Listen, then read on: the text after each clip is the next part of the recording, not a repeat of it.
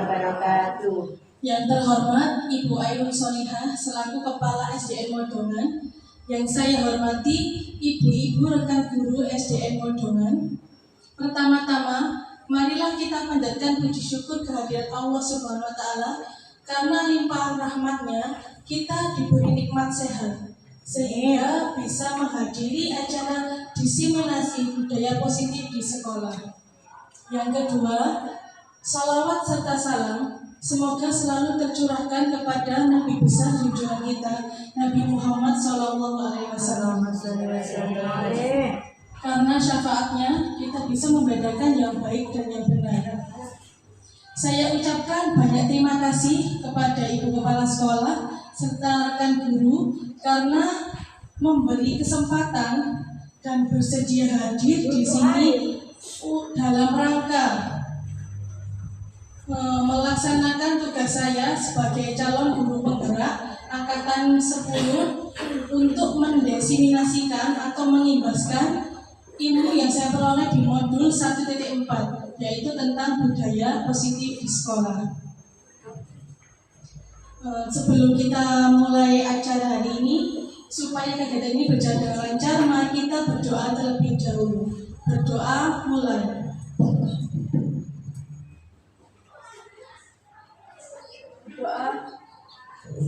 Berdoa selesai. Ya. Agenda kita hari ini adalah yang pertama pembukaan, yang kedua pemaparan materi, yang ketiga sesi tanya jawab, yang keempat penutup atau doa. Baik Bapak Ibu, sebelum kita mulai acara, kita ice breaking dulu ya. Semoga di kesempatan ini, di siang ini kita bisa lebih semangat lagi. Silakan maju ke depan.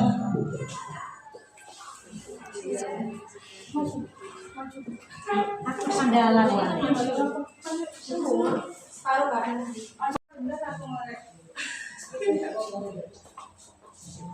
Sudah ya ibu-ibu, sekarang kita akan ice breaking dulu menangkap tono. Jadi nanti ketika saya bilang tono, maka jenengan harus menangkap telunjuk jari sebelahnya, telunjuk jari teman. Tononya, iya. Jadi nanti seperti ini ya contohnya. Tangannya nanti diangkat semua ke atas. Ketika saya bilang tono, harus segera mengangkat telunjuk temannya. Gitu. Seperti ini, ya. Boleh disimpan, telunjuk kita boleh disimpan. Biar nggak ditangkap. Oh nggak boleh nih. Iya, nanti temannya tidak bisa mengangkat tono. Oh ya. Bisa kita mulai ya. Konsentrasi. Maju kok jadi bisa nangkap. Di sebuah desa, nun jauh di sana, hiduplah sebuah keluarga. Keluarga Pak Dimas. Pak Dimas memiliki 3 anak kembar yang bernama Teddy, Tono,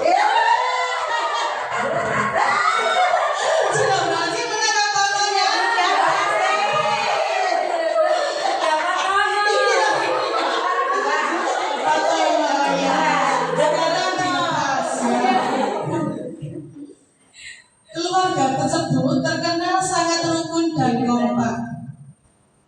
Namun di suatu hari, si anak ketiga melarikan diri, dan sedangkan Tono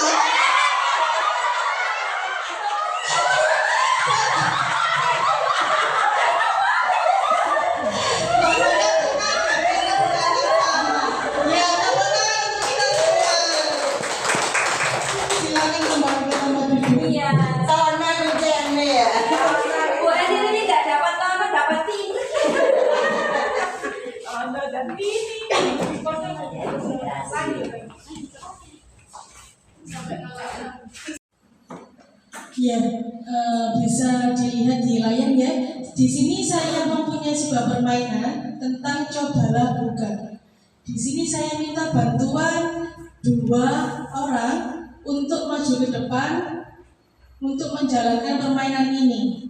Untuk yang pertama, tugasnya untuk mengepalkan salah satu tangan jenengan. Dan bayangkan bahwa jenengan menyimpan sesuatu yang sangat berharga di dalam kepalan tangan jenengan yang begitu penting untuk kehidupan jenengan.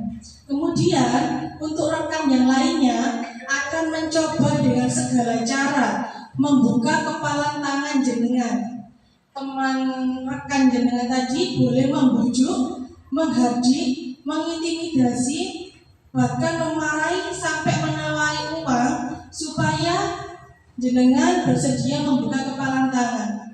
Bisa tolong 2 orang untuk maju ke depan? Oh iya, silakan Bu Gusnul dan Bu Yona maju ke depan.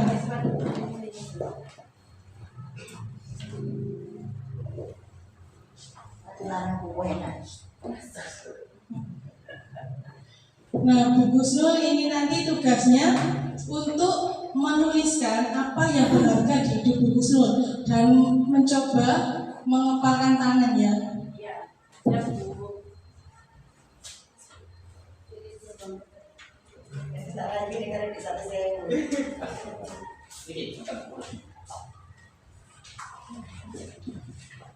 Sudah ya Bu Gusnul, coba digenggam. Untuk Bu Yona silakan. Terima kasih untuk adikku yang cantik. Tolong ya, apa yang dipegang saya dikasih tahu sebentar aja, boleh enggak? Nggak boleh, nggak bisa punya ada format. Oh, sampai serahasia itu tidak bisa dibuka. Iya, ini rahasia. Iya, bagaimana dia jangan bilang siapa-siapa. Tak kasih uang 100.000, mau enggak ya? Ayo 100.000 loh ya, 100.000 ini. Ayo sayang, boleh enggak? Kurang Bu Yona, kalau 271 T saya mau. Tidak. Iya, tetap enggak mau. Jangan sombong dong. Saya kan juga sahabatnya. Ya, dikasih tahu sedikit aja enggak apa-apa. Iya, kalau sahabat atau apa aja, kalau rahasia ya tetap rahasia Bu Yona, tidak boleh dibuka. Oke, terima kasih. Bagus sekali. Terima kasih. Ternyata Bu Gusnul tetap bersikukuh untuk mempertahankan keyakinannya. Nah, dari permainan tadi ini terjadi pergeseran paradigma teori kontrol. Meskipun tadi Bu Yona merayu atau mungkin menawari sejumlah uang, ternyata Bu Gusnul tetap berpendirian teguh, tidak mau memberikan apa yang dia anggap penting di kehidupannya. Itu membuktikan bahwa kita tidak bisa mengontrol orang lain kecuali diri kita sendiri yang mau. Ya, dari pergeseran paradigma teori kontrol, Dr. William Glasser menyebutkan bahwa ilusi guru mengontrol murid. Padahal kenyataannya guru tidak bisa mengontrol murid kecuali murid tersebut mau untuk dikontrol oleh guru. Kemudian ilusi bahwa semua penguatan positif efektif dan bermanfaat. Ilusi bahwa kritik dan membuat orang merasa bersalah dapat menguatkan karakter. Di sini tidak betul ya, Ibu Bapak, bahwa kritik belum tentu bisa membangun karakter seorang anak. Bahkan bisa sampai menjatuhkan mentalnya. Bahkan mereka bisa merasa sampai rendah diri. Kemudian ilusi bahwa orang dewasa memiliki hak untuk memaksa. Pada kenyataannya, orang dewasa pun tidak bisa memaksa atau mengontrol orang lain kecuali orang lain tersebut mau. Bagaimana seseorang bisa berubah dari paradigma stimulus respon kepada pendekatan teori kontrol? Di sebelah kanan saya ada tabel stimulus respon dan kirinya teori kontrol. Menyatakan bahwa realitas kebutuhan kita sama. Kenyataannya realitas kebutuhan kita berbeda. Semua orang melihat hal yang sama, padahal setiap orang memiliki gambaran berbeda. Seperti kita melihat angka 6. Ketika kita melihat dari depan, maka kelihatan seperti angka 6. Tapi beda lagi ketika kita melihat dari atas, bisa menjadi angka 9. Seperti itu. Kita mencoba mengubah orang agar berpandangan sama dengan kita.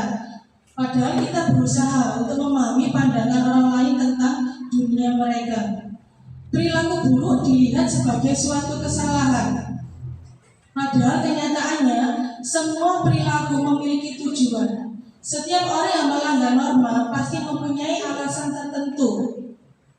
Orang lain bisa mengontrol saya. Nyatanya hanya diri kita sendiri yang bisa mengontrol, bisa mengendalikan diri kita sendiri. Pemaksaan ada pada saat bujukan gagal. Padahal teori kontrolnya, kolaborasi dan konsensus menciptakan pilihan-pilihan baru. Model berpikir menang kalah, pada teori kontrol model berpikir menang-menang. Menurut Ki Hajar Dewantara, namanya banyak Ki Hajar Dewantara ya, siapa Bapak? Iya betul sekali Bapak pendidikan kita.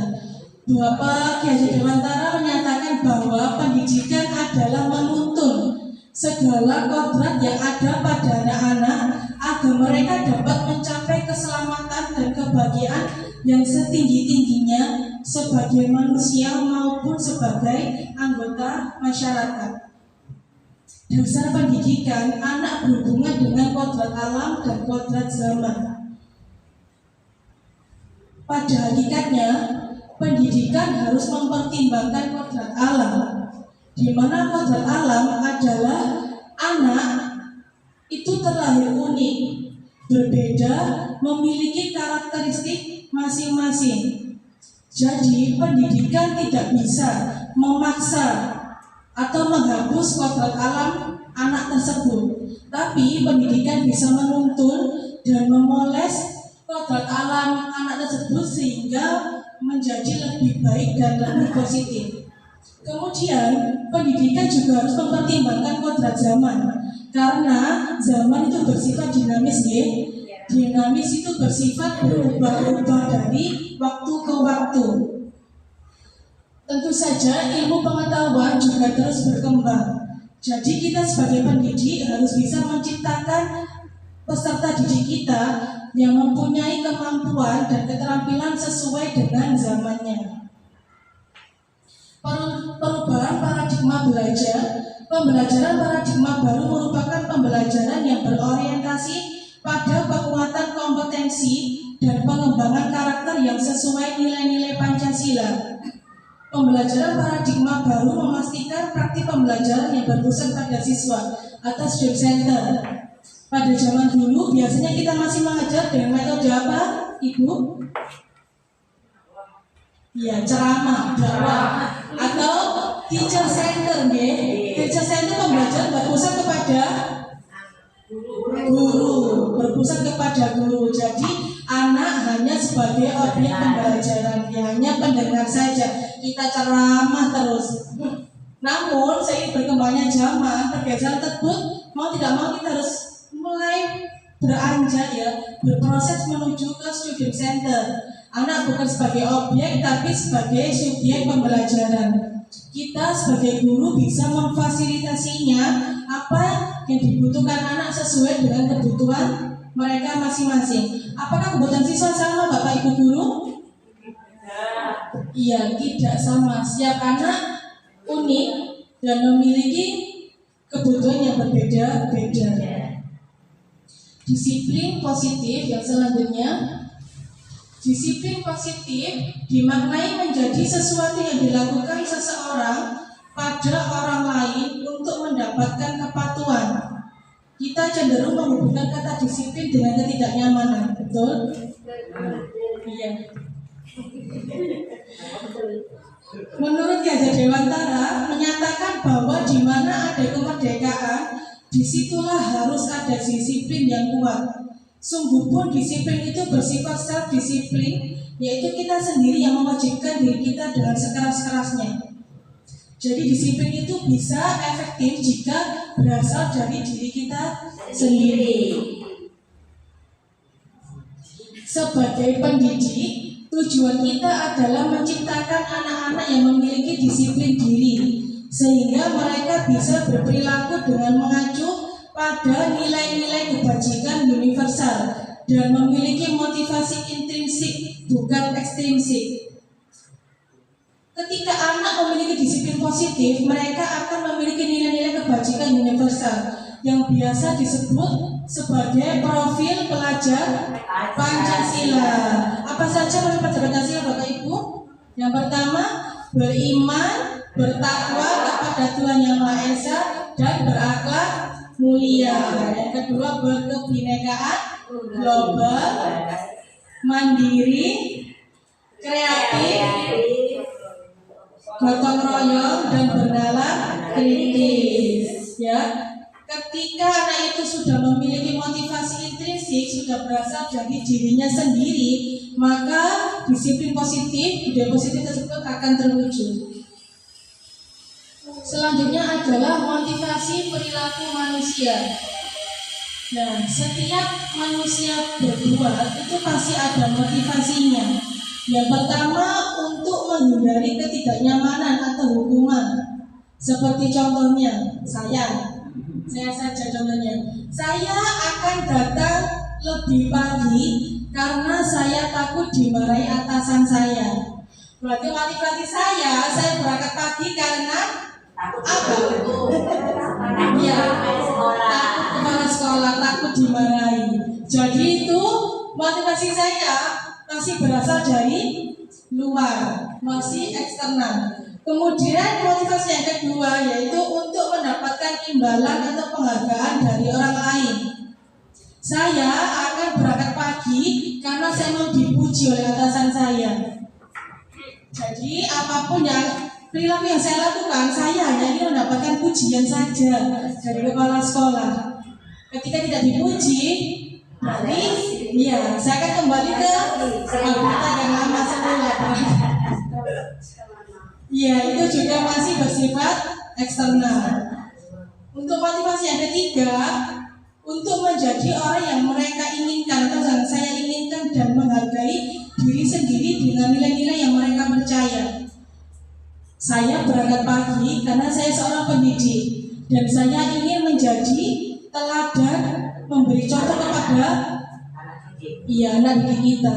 Kalau sudah merasa seperti itu, motivasinya sudah berasal dari diri sendiri, maka apapun hal yang di luar itu, saya akan tetap berangkat pagi karena saya sudah mempunyai motivasi intrinsik, ya, bukan karena penghargaan atau bukan karena takut dimarahi. Ya, lanjut. Kebutuhan dasar manusia. Di sini ada 5 kebutuhan dasar manusia. Yang pertama, kasih sayang dan rasa diterima, love and belongings. Yang kedua, kekuasaan, power. Yang ketiga, kebutuhan bertahan hidup atau survival. Kemudian kebebasan, freedom, dan kesenangan, fun.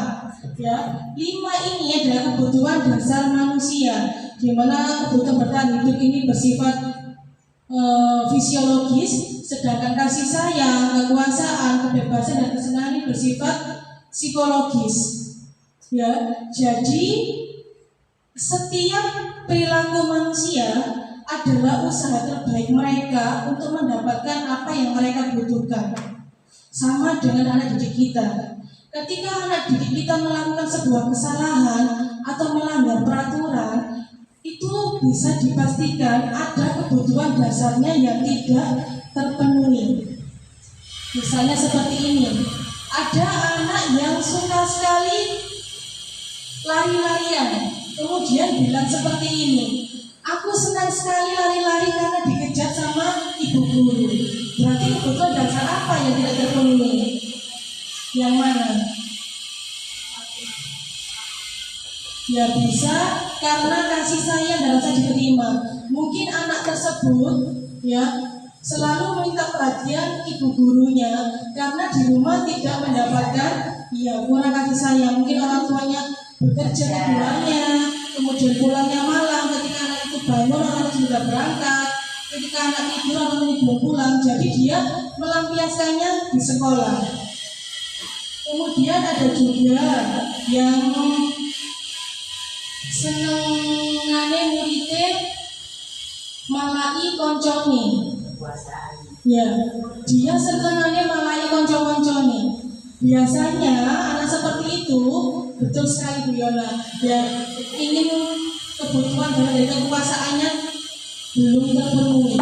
Mungkin di rumah dia dibully atau mungkin dijadikan apa sama kakak-kakaknya, disuruh sebagai sering disuruh, maka dia kebutuhan kekuasaannya dia lampirkan kepada teman-temannya.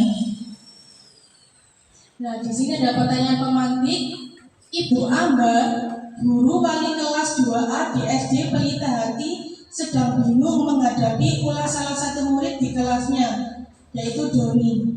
Beberapa anak di kelas 2A telah datang padanya dan mengeluhkan Doni yang seringkali meminta bekal makan siang mereka dengan paksa.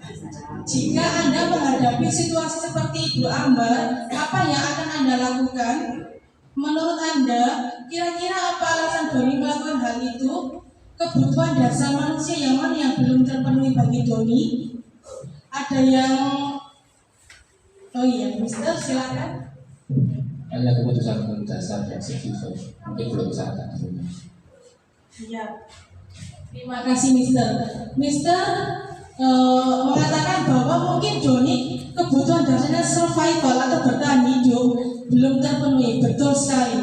Ya, bertahan hidup itu bisa mulai dari sandang, pangan, papannya. Mungkin di rumah dia belum sarapan. Ya, mungkin juga ibunya tidak memberi uang saku. Jadi karena kebutuhan dasarnya belum terpenuhi, ya kebutuhan survival atau bertahan hidup, dia melampiaskan kepada temannya, sering memintanya dengan paksa pula. Akhirnya temannya dipaksa paksa biasanya apa, Bu? Ketika jajannya ya, waduh ke ibu gurunya, ada juga yang nangis salah satu. Nah, seperti itu, ya. Jadi memang anak-anak yang seperti itu yang sering cari perhatian, biasanya kalau kita gali ada kebutuhan dasarnya yang belum terpenuhi. Menurut terus gimana? Gimana cara kita sebagai guru? Apakah kita memarahinya atau kita menghukumnya? Nanti ya kita lanjutkan ke bab berikutnya, yaitu teori kontrol. Dr. William Glasser dan Diane Gosson berkesimpulan ada 5 posisi kontrol. Ini yang mempengaruhi kita, posisi kontrol kita sebagai guru. Yang pertama yaitu posisi kontrol penghukum. Seorang penghukum biasanya menggunakan hukuman fisik maupun verbal. Guru-guru yang menerapkan posisi penghukum akan berkata, patuhi aturan saya, atau awas ya, kamu selalu salah saja. Pasti selalu yang terakhir selesai.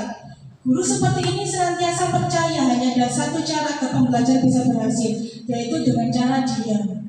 Biasanya posisi penghukum ini, dia kalau bicara matanya bagaimana, Bu? Kalau marah-marah dunia, ya melotot. Terus ada suaranya bagaimana? Suara tinggi, suara keras. Nah, di sini sama, Bu, saya juga pernah berada di posisi kontrol ini. Saya pernah bertindak sebagai penghukum. Ya, dampaknya pada anak ini bisa dendam. Ya, bisa dendam. Bahkan tidak suka kepada gurunya. Kemudian posisi kontrol yang kedua yaitu membuat merasa bersalah. Pada posisi ini biasanya guru akan bersuara lebih lembut. Pembuat rasa bersalah akan menggunakan keheningan yang membuat orang lain merasa tidak nyaman, bersalah atau rendah diri. Kata-kata yang keluar dari lembut akan seperti ini. Ibu sangat kecewa sekali dengan kamu. Berapa kali Bapak harus memberitahu kamu ya? Gimana coba kalau orang tua kamu tahu berbuat begini? Atau seperti ini, tolong dong jangan berbuat seperti itu. Kamu gak kasihan lah sama ibu. Ibu nanti dimarahin kepala sekolah. Kalau kamu bicara yang tidak baik seperti itu, tolonglah kasihan sama ibu. Seperti itu ya. Di posisi ini murid akan memiliki penilaian diri yang buruk tentang diri mereka. Murid merasa tidak berharga, telah mengecewakan orang-orang yang disayanginya. Dampaknya, murid itu akan merasa rendah diri, bahkan menarik diri dari kelompoknya. Saya juga pernah ada di posisi ini. Saya kira posisi ini biasanya cukup efektif ya. Kamu nggak kasihan ta sama orang tuamu, ya kamu nggak kasihan sama ibu guru. Tapi apakah itu selamanya efektif Bapak Ibu? Iya, selamanya tidak efektif ya. Kemudian posisi yang ketiga yaitu sebagai teman. Guru pada posisi ini tidak akan menyakiti murid, namun akan tetap berupaya mengontrol murid melalui persuasi dengan cara mengajak. Posisi teman pada guru bisa negatif ataupun positif. Positif di sini berupa hubungan baik yang terjalin antara guru dan murid.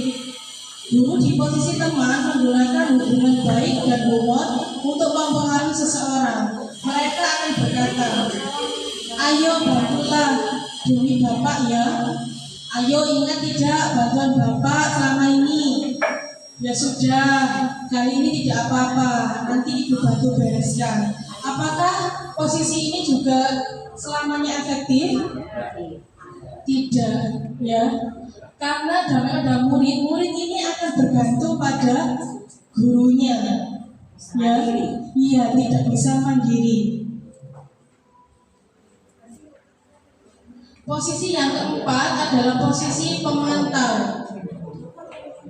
Memantau berarti mengawasi.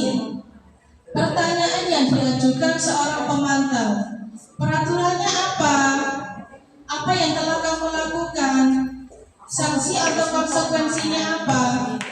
Seorang pemantau sangat mengandalkan penghitungan, catatan, data atau yang dapat digunakan sebagai bukti atas perilaku seseorang.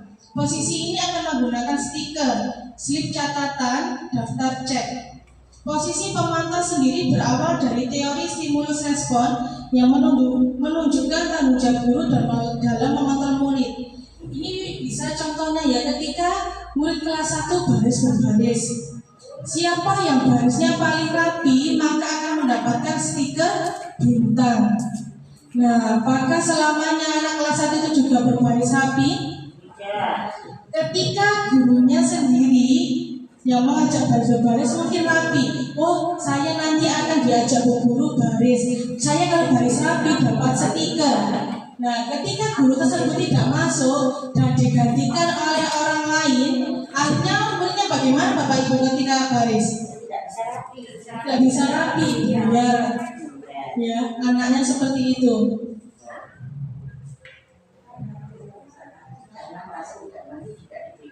Iya, karena merasa tidak diberikan bintang. Jadi dia hanya bersikap seperti itu ketika ada bintang. Kemudian bisa juga ya ketika di sebuah kasus ketika anak tidak mengerjakan PR atau lupa membawa buku PR-nya. Kita tanya, kenapa tidak membawa PR? Karena ketinggalan buku PR-nya. Ya, kalau di sisi pemantau, guru akan bertanya seperti ini. Kalau lupa, sesuai konsekuensinya apa yang sudah kita sepakati? 15 menit setelah istirahat saya akan mengerjakan PR, Bu. Baik, berarti kamu sudah bersedia ya. Jatah istirahat 15 menit dibuat mengerjakan PR. Iya, seperti itu ya untuk posisi pemantau.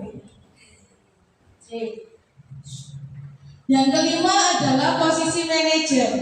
Posisi terakhir manajer adalah posisi di mana guru berbuat sesuatu bersama dengan murid, mempersilahkan murid mempertanggungjawabkan perilakunya, mendukung murid agar dapat menemukan solusi atas permasalahannya sendiri. Biasanya guru bertanya seperti ini, apa yang kita yakini nak? Apa yang kita yakini dengan kesepakatan kelas kita? Apakah kamu meyakininya? Jika kamu meyakininya, apakah kamu bersedia memperbaikinya? Jika kamu memperbaiki ini, hal ini menunjukkan apa tentang dirimu? Apa rencana kamu untuk memperbaiki hal ini? Dalam posisi manajer ini, dampaknya siswa akan lebih mandiri. dia bisa menyelesaikan masalahnya sendiri. Karena di posisi manajer ini, guru dan murid berbuat sesuatu atas kesalahan yang diperbuat oleh murid. Guru membantu murid untuk menemukan solusinya. Menurut Bapak Ibu guru, dari 5 posisi kontrol ini yang paling ideal posisi yang mana? Apa? Iya, betul sekali. Posisi yang paling ideal adalah posisi manajer. Berikut ini adalah contoh video posisi kontrol.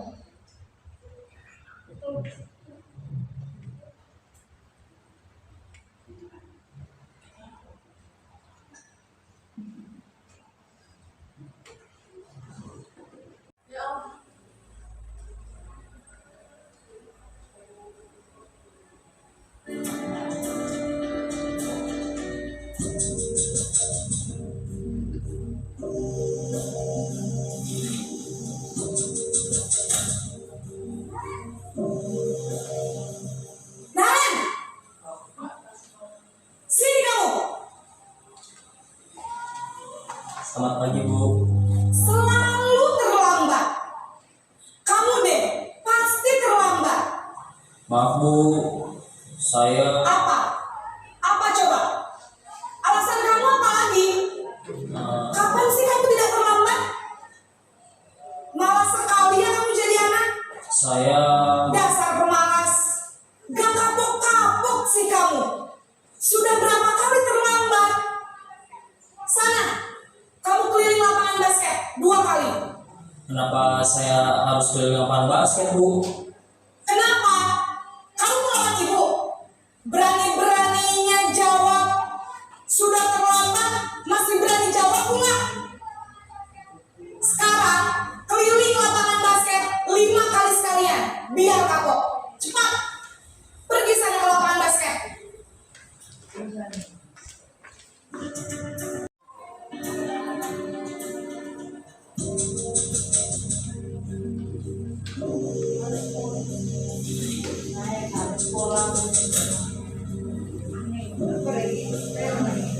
Naren,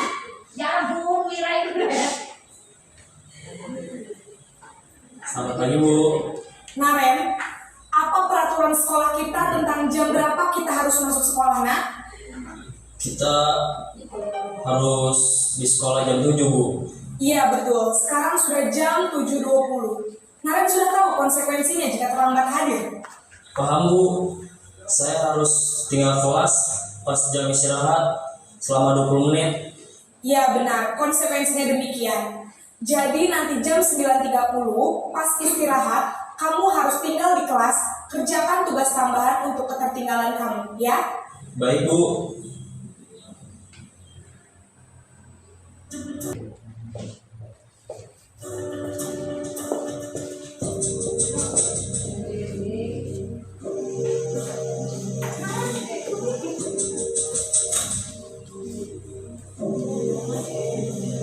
Naren!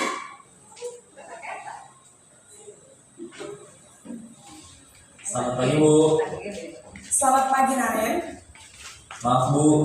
Saya terlambat. Iya, sekolah masuknya jam 7, sekarang sudah jam 7.20. Jadi sekarang bagaimana ini Naren? Maaf, Bu. Saya lupa setel alarm saya semalam. Baiklah, menurut kamu, keyakinan sekolah yang mana yang perlu kamu tingkatkan? Menghargai diri sendiri dan orang lain mungkin, ya, Bu. Setuju. Jadi, apakah Naren meyakini prinsip saling menghormati tersebut? Iya, Bu. Saya meyakininya. Apakah Naren bersedia memperbaiki masalah keterlambatan ini? Bersedia, Bu. Bagaimana kamu akan perbaiki masalah keterlambatan ini? Saya akan coba untuk tidak lupa menyetel alarm saya, Bu. Baik, kalau Naren lupa menyetel alarm di rumah, ada orang yang kira-kira bisa bantu mengingatkan tidak? Ada, Bu. Kata saya, Kak Emma. Ada lagi selain Kak Emma? Selain Kak Emma, ada ibu saya. Baik, jadi yang mengingatkan Naren adalah Kak Emma dan ibu kamu ya? Kira-kira akan mulai set alarm kapan nih Naren? Setelah pulang sekolah, akan segera saya lakukan. Baik, Jadi Naren akan setel alarm untuk bangun besok pagi dan akan diingatkan oleh kakak dan ibunda Naren ya. Ada lagi yang mungkin perlu dilakukan Naren agar tidak terlambat bangun lagi? Tidak ada, Bu. Baik Naren, terima kasih untuk kerjasama kamu. Sekarang kamu perlu kembali ke kelas untuk belajar. Baik, Bu. Terima kasih.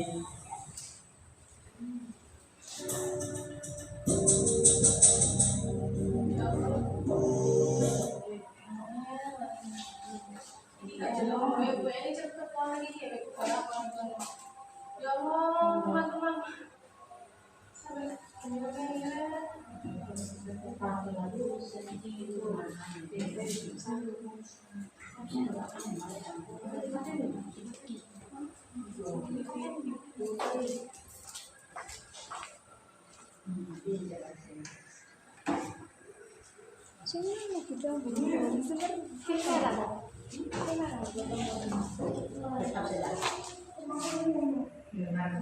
Nah, itu tadi ya, ibu-ibu, contoh posisi kontrol seorang guru.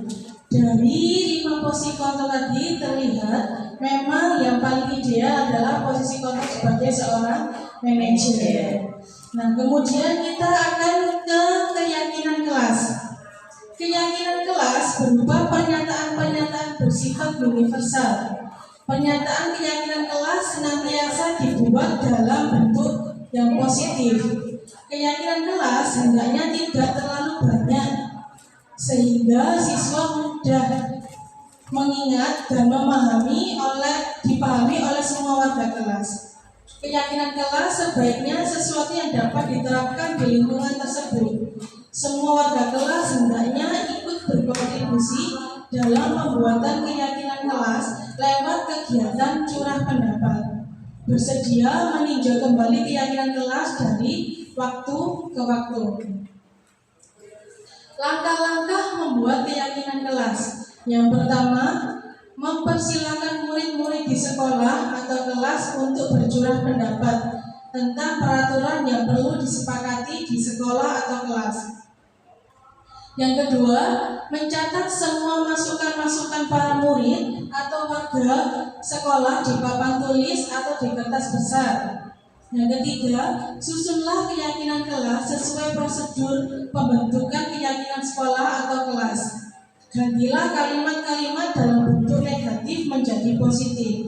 Contoh kalimat negatif, jangan buang sampah di halaman. Diubah menjadi kalimat positif menjadi buanglah sampah pada tempatnya. Tinjau kembali daftar curah pendapat yang sudah dicatat. Setelah keyakinan sekolah atau kelas selesai dibuat, maka semua warga kelas dipersilakan meninjau ulang dan menyetujuinya dengan menandatangani keyakinan sekolah atau kelas tersebut, termasuk guru dan semua warga atau murid.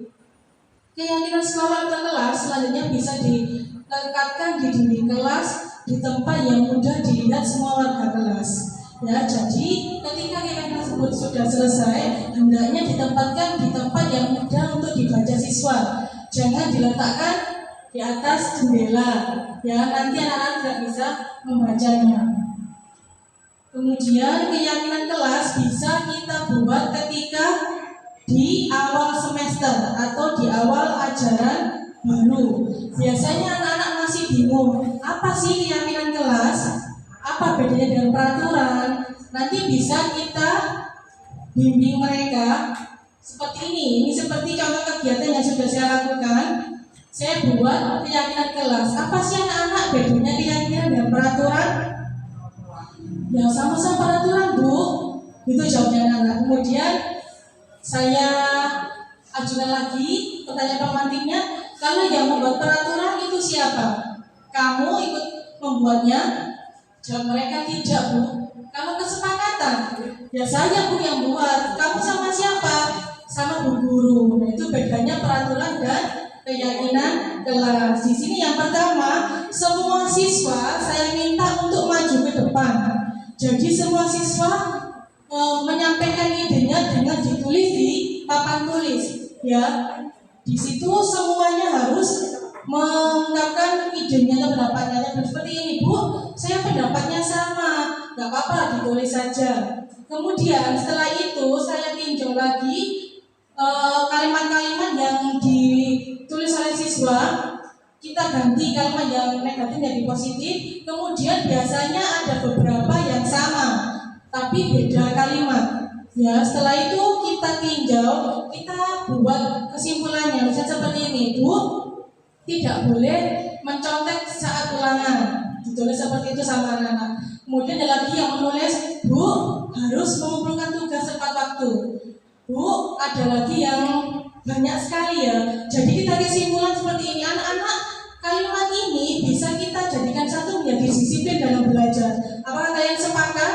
Iya, Bu, sepakat. Misalnya mengerjakan ulangan harus jujur, kemudian mengumpulkan tugas tepat waktu, kemudian masuk ke sekolah tepat waktu, tidak terlambat. Itu bisa dimasukkan ke dalam disiplin belajar. Nah, setelah itu kita buat ya Bu, paling banyak kesepakatan kelas itu 7-8 supaya anak-anak mudah untuk mengingatnya. Setelah itu kita buat, ini saya membuat pajangannya bersama anak-anak dari kertas manila. Kemudian setelah itu kita tempelkan bersama. Ya, ini saya buat seperti pohon kesepakatan kelas pakai pohon apel karena tujuannya sebagai hiasan kelas kalian. Jadi kalau Bapak Ibu buatnya misalnya di print juga boleh. Jadi sesuai kreativitas masing-masing guru. Nah, setelah selesai, setelah kita buat kesepakatannya, kita bubuhkan tanda tangan kita. Ya, saya juga ikut waktu itu karena bukan tanda tangan tapi pakai cap jempol. Jadi saya bersama anak-anak di sini cap jempol di kesepakatan kelasnya sebagai tanda kita sepakat tentang keyakinan kelas tersebut. Kira-kira bisa Ibu? Ya, nanti ya bisa kita lakukan di semester depan di awal ajaran. Kesepakatan kelas itu sama ya? Iya, sama. Juga kesepakatan kelas. Iya. Kemudian selanjutnya adalah segitiga restitusi. Ya, segitiga restitusi ini kita gunakan dalam penyelesaian masalah. Di sini di tahapan segitiga restitusi ada 3. Yang pertama, menstabilkan identitas. Yang kedua, validasi tindakan yang salah. Langkah yang ketiga adalah menanyakan keyakinan. Dalam menstabilkan identitas, ini kita mengubah identitas gagal menjadi identitas sukses. Setiap orang pasti pernah melakukan kesalahan.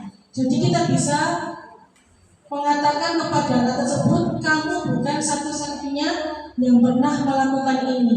Ibu juga pernah melakukan kesalahan. Kita stabilkan dulu identitasnya supaya tersebut tidak jatuh mentalnya. Kemudian yang kedua, validasi tindakan yang salah. Di sini anak yang salah pasti mempunyai alasan tertentu atau tujuan tertentu mengapa mereka melakukan hal tersebut. Itu bisa bertanya dengan cara, adakah cara yang lebih efektif untuk mendapatkan apa yang kamu butuhkan? Kemudian menanyakan keyakinan. Keyakinan kelas apa yang sudah kita sepakati? Kamu ingin menjadi orang seperti apa? Di sini mungkin Bapak Ibu sebelum dengar kata segitiga restitusi sudah pernah melakukannya di kelas. Biasanya ketika anak melakukan kesalahan kita tanya dulu, nggak apa-apa nak, kamu buat salah, ibu guru juga pernah salah. Tapi pasti ibu tahu, kamu pasti ada alasannya mengapa kamu melakukan seperti itu. Apakah pernah seperti itu Bu? Iya pernah. Iya pernah. Mungkin kita belum tahu ya, belum familiar. Iya betul. Namanya segitiga restitusi. Di sini di program guru penggerak kita akan jadikan segitiga restitusi. Mungkin dari 2 tahapan ini yang sudah kita lakukan, dari menstabilkan identitas dan validasi tindakan yang salah. Mungkin belum sampai ke menanyakan keyakinan, ya. Nah di sini ada video. Ini adalah kemarin saya membuat skenario ya dalam menyelesaikan masalah dengan segitiga restitusi.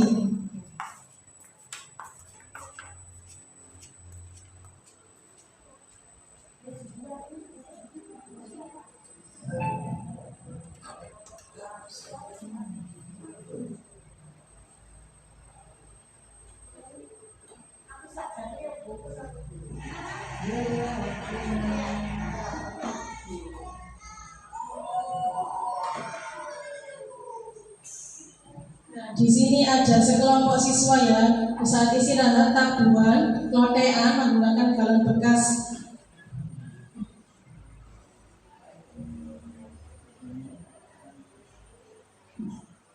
Ini saya panggil karena ada laporan dari satu temannya. Saya panggil secara khusus di ruangan.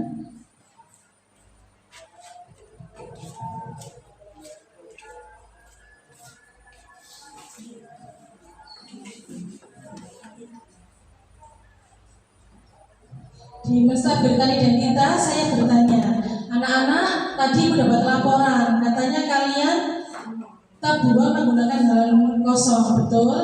Mereka jawab betul, Bu. Saya tanya juga, kalian tahu kalau itu perbuatan yang salah? Dijawab betul. Kalau kalian tahu itu kenapa perilaku yang salah, kenapa kalian lakukan?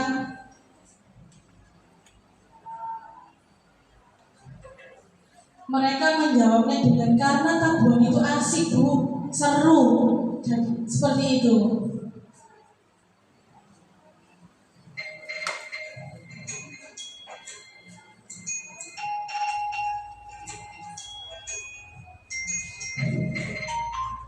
Di validasi tindakan yang salah, saya bertanya, pasti kalian ada tujuan kenapa melakukan hal tersebut.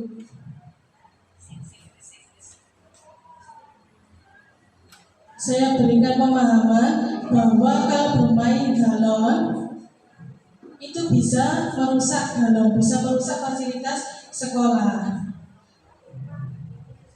Kemudian saya tanyakan keyakinannya, keyakinan kelas apa yang sudah kalian langgar? Mereka menjawabnya dengan menjaga. Kami sudah melanggar keyakinan kelas yang menjaga ketertiban kelas, Bu. Kemudian mereka menjawab, sebenarnya mereka sudah tahu keyakinan kelas yang dilanggar, apakah kalian bersedia memperbaiki kesalahan kalian? Mereka jawab bersedia. Kemudian saya bimbing ke pertanyaan, terus bagaimana cara kalian memperbaikinya? Dengan cara tidak mengulangnya lagi, Bu. Untuk menyalurkan hobi kalian yang suka tabuhan, apa yang kalian lakukan?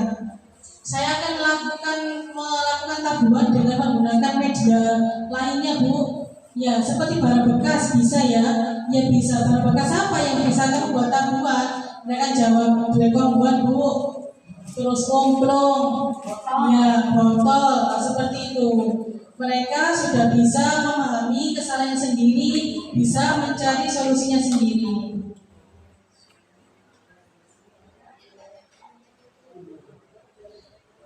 Nah, terima kasih. Salam guru penggerak, guru bergerak Indonesia Maju.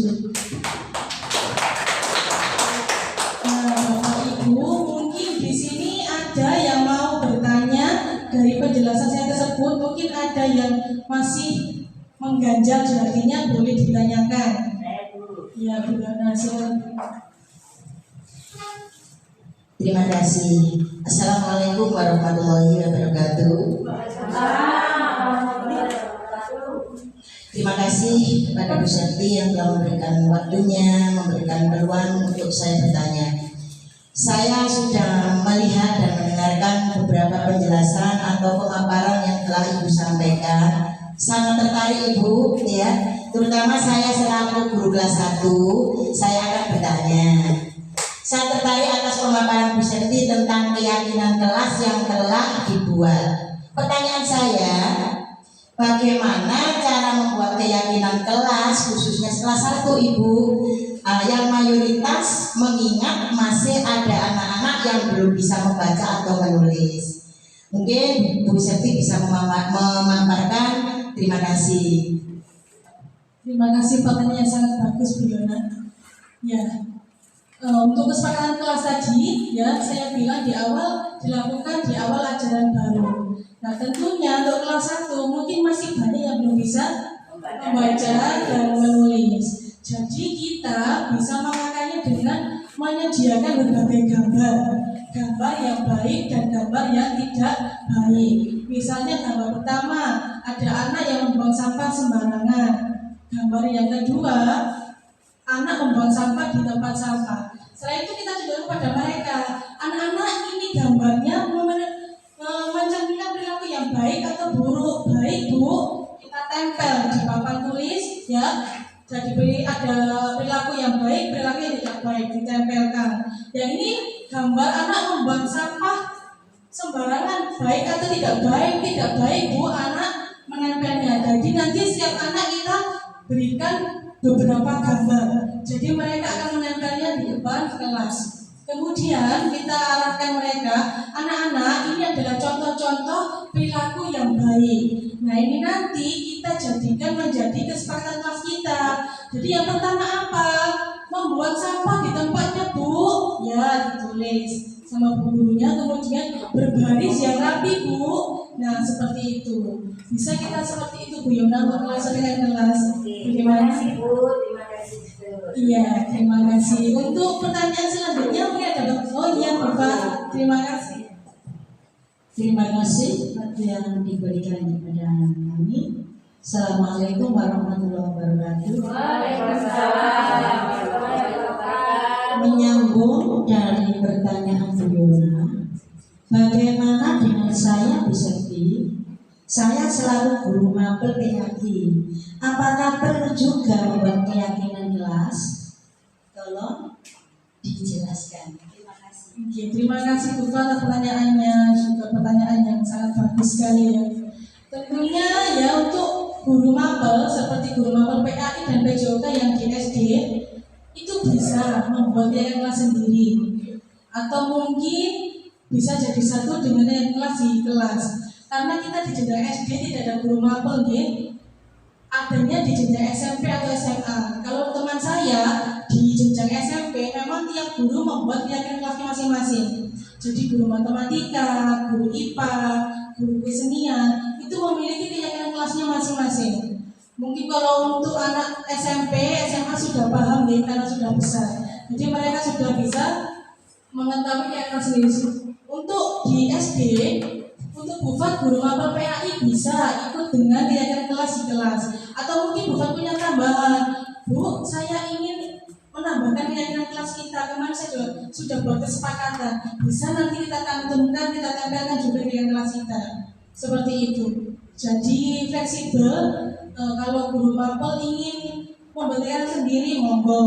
Kalau ini jadi satu, monggo. Ingin menambahkan juga monggo. Seperti itu Bufat. Terima kasih bisa Ya, barangkali pertanyaan lagi, teman-teman.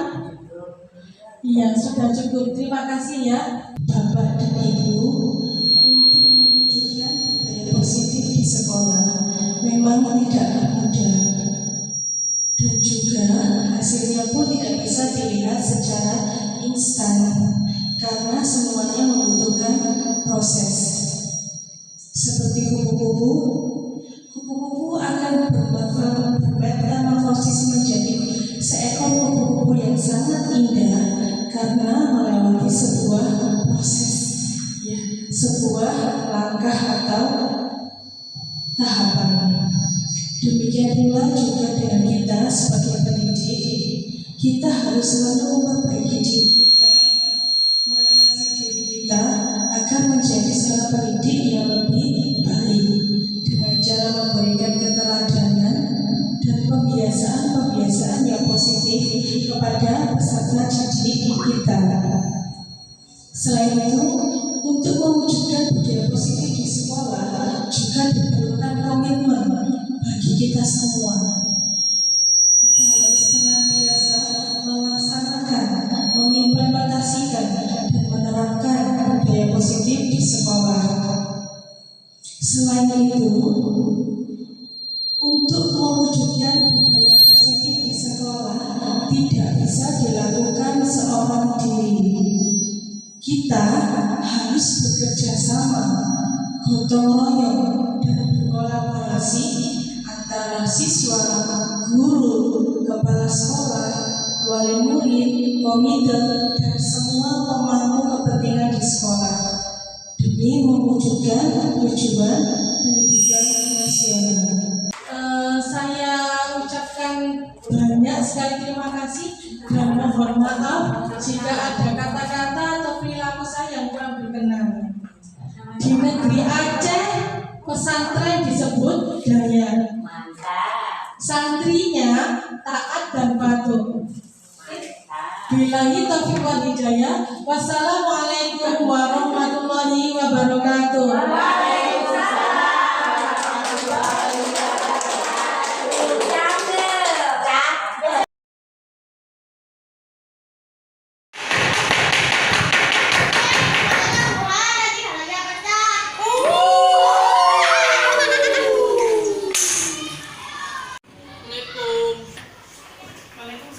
Ya, silakan masuk. Ya, silakan duduk di sini.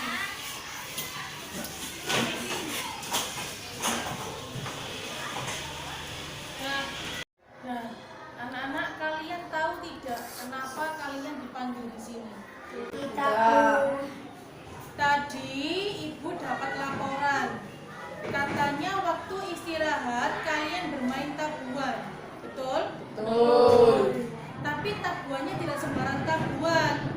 Kalian menabuh pakai galon kosong dan pakai kayu untuk memukul meja. Benar? Benar.